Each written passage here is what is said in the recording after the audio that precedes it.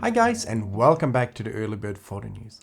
After a return from a 5-day road trip to the Outback in Queensland with a few mates, where we mainly tried to photograph parrots at watering holes because it's quite dry in the areas. However, the weather wasn't quite ideal because it was a little bit windy and much cooler than we thought, and we even had a little bit of drizzle on one of the days. So the birds didn't show up in the numbers that we hoped for, but we still managed to get some nice footage and photos. Funnily enough, the day before I left, my second R3 showed up, the loaner from Canon. I thought it wasn't going to get here in time, so I actually ended up buying one just before the trip when the opportunity came up. So I ended up going with 2 R5s and 2 R3 cameras, which turned out to be great in the end because I could use all the cameras in different situations and even photograph and film with 2 R3s at the same time, giving me ample opportunity to use and compare the cameras. Over the next few weeks, I will of course make a few videos about the R3, comparing it to the R5, A1, Z9 that you definitely don't want to miss. So make sure to subscribe to the channel. And for you bird nerds out there, I will also make sure to make a little trip report focusing on the bird life that I was able to photograph and film. So far, I'm very happy with the R3, but also a little bit undecided at the same time, because for video, this camera is a huge upgrade and definitely an improvement over the R5 because it has better codecs, a much more customizable and better autofocus. But at the same time, for stills, I'm still debating how I feel about 24 megapixels and how much of an upgrade it actually is over the R5 when it comes to pure image quality and autofocusing. What I really enjoy about the R3 is just how nice this body is. The design and weight and positioning of the buttons is simply perfect, and it's a real joy to use the camera in the field because you don't have to think much at all. All the buttons are in the right places, and they're also amazingly, almost confusingly many customization options for the buttons, but especially for all the different autofocusing settings. So basically, there's now a way to use the autofocus for anyone. You can have zones with tracking, spot autofocus with tracking, normal autofocus, the eye autofocus like you're used to it from the R5. So there's so many different options and customizations that everyone will definitely find a mode that will work great for them. What's also really good about the R3 is that you can still just press the red record button here in photo mode, and it will record with whichever settings you have set as custom function number 3 in video mode. This is just like it works on the R5 as well, and is fantastic in the field. And that's probably one of the biggest things I miss on the Z9 and the A1, because on the Z9 you cannot film from photo mode at all. You physically have to turn the switch on the camera to get to video mode. On the A1 you can film from photo mode, but you can't set up any of the settings. So it's also kind of a lost mode, and you have to turn the wheel on top of the camera to switch to photo mode. So how Canon have solved this issue is definitely by far the best of all the manufacturers and all the cameras that I've used, and definitely helps me to get better and more footage in the field. All in all, I'm pretty impressed with the R3, especially when it comes to video and having that much better codec compared to the R5, and it shoots some beautiful 6K 60 frames per second raw light, which has great image quality, great size, and not too large files. So I've been using that a lot and began taking some nice footage. And of course, the R3 so far at least hasn't given me any overheating problems, which is also a big improvement over the R5. But I will have a full review and final verdicts on how I feel about the R3 and compared to the R5 in some future videos, so stay tuned for these. If you're a bird photographer and you want to learn how to edit your own images to perfection and how I edit my images, make sure to check out my PROSETS and Masterclass down there in the description. My PROSETS will help you with just one click to transform your RAW files to a great starting point, and my Masterclass will help you step by step to learn editing and to learn how to make your own images look great and stand out from the crowd.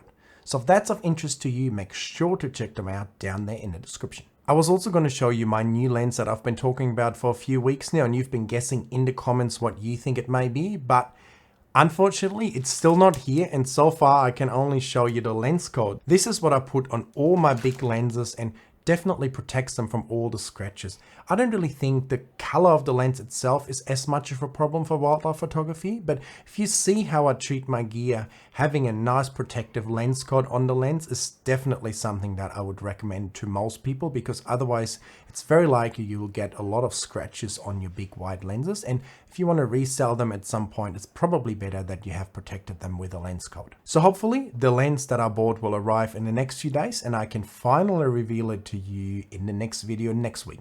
I actually want to throw a question at you guys, because I'm really wanting to buy a new tripod, especially now with a new lens. I feel like this old heavy tripod I've been using for a long time, an old Gitzo 5541 LS, is just too thick and too heavy for me, and I just don't want to carry this around in the field with me anymore. So if you have some great suggestions for new tripods, I would definitely want to hear about that. I've been looking at the Gitzo 4534 LS, which is a little bit smaller than the tripod I currently have, but still seems to be sturdy and good enough to carry a big wide lens. The other option I've been looking at was a Really Ride Stuff Versa Mark II, I think it's called. However, the problem with Really Ride Stuff is that they just don't seem to ever have any stock of anything. So I'm probably not be able to buy that tripod. For years, I've not been the biggest fan of Gitzo tripods. I was actually sad of not buying another one. But then a while ago, I bought this awesome little travel tripod that folds up really nicely in this kind of B-roll and second camera tripod. And I actually like it so much that I'm going to order a second one of it for B-roll and filming. And these tripods actually have kind of put me back on the Gitzo bandwagon, because it works so well, it feels really nicely, and that made me think maybe the 4534 LS is the way to go. But I would definitely like to hear from you what you think about that tripod if you have it yourself, and what other options I should be looking at down there in the comments. So please let me know. In my last video, I already speculated that it seems like the R7, the APS-C 1.6 crop Canon mirrorless camera, has been delayed. It was rumored to be released in March, but now it actually looks like it's not going to be released before kind of the end of this year or maybe early next year. But I guess with all the supply chain issues, it makes sense that Canon rather delays the launch of a new product than releasing a product and not being able to actually deliver it to anyone, like they had issues with the R3 or the 100-500 for instance, or even the big wide lenses I'm currently waiting for as well. And it looks like the R1 will also have the same fate, with most likely not even being released this year, and we have to wait for it until sometime next year. Because I have been away in the Outback with 2 R3s and 2 R5s, I have not been able to use the Z9 with firmware 2.0 now, but I'm definitely trying to do that in the next couple of weeks, so I can give you an update as well how I feel like the camera is performing now with the much improved firmware, especially when it comes to video, and hopefully they also did improvements when it comes to autofocus and the subject recognition especially. What about you guys who have a Z9 already and have been using it in the field with the new firmware? Have you noticed major improvements, or does it still feel kind of similar? The most obvious improvement really is that you can just design your own wide area now pretty much, and that should help, especially if you prefer a certain shape, and will definitely help you in the field with the autofocusing. Unfortunately, as I feared, the pre-capture is only available in JPEG mode, so I don't know how valuable it is for us nature photographers, but at least it's something. And maybe at some stage Nikon will be able to also release it for RAW mode, or maybe there could be an option that you shoot in RAW still, and only the images that are pre-recorded are JPEGs. So I don't know if that's possible, maybe not, but I think that would be a cool feature for us nature photographers, because most of us definitely want to shoot RAW and prefer RAW over shooting in JPEG all the time. And lastly, it looks like Sony is also releasing another sort of more wide angle lens soon, and that's a f2.8 version 2 24 to 70mm lens. From all I've heard, the first version is already pretty good, and the main improvements in this lens actually seem to be the weight. It's about 20% lighter, but also comes at a decent price tag. I've seen the euro price, which is about 2,400 euros. So I would expect that the US dollar price comes in somewhere around that $2,000 mark. What's definitely nice about the lens is the weight. It's only around 700 grams or 1.5 pounds. So I hope you guys enjoyed this week's episode of the Early Bird Photo News with some more insights into the R3. And hopefully by next week, I will also be able to finally reveal which lens I bought.